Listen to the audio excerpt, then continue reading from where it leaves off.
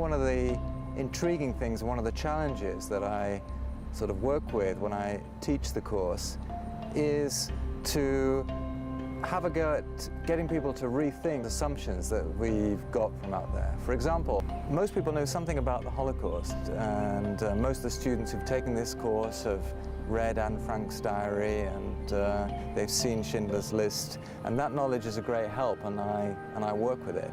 But at the same time, I think one of the exciting things about the course, and one of the things that makes it feel different, is that it turns out that a lot of the things we think we know are not quite as we think. We tend to assume that it all goes back to an order from Hitler, that Hitler gave instructions and his minions then followed orders. But in fact, there's no evidence anywhere of a written order from Hitler for the extermination of European Jewry. And whilst it's clear that nothing could happen without his approval, if we want to understand the energy, we're going to have to look elsewhere. If we want to understand how this thing happened and participation, we have to rethink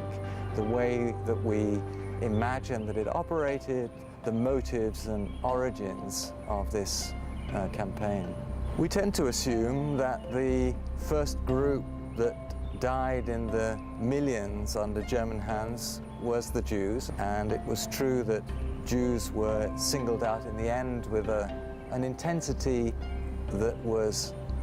unparalleled, and yet they were not the first group to be killed in the millions by the Nazis. And again, you know, if we want to understand what they were doing, we have to look at a wider range of pressures and factors that helps explain how it was that the leadership of a major modern industrial nation came to believe that the murder of millions of non-combatants was the way to secure their country's future.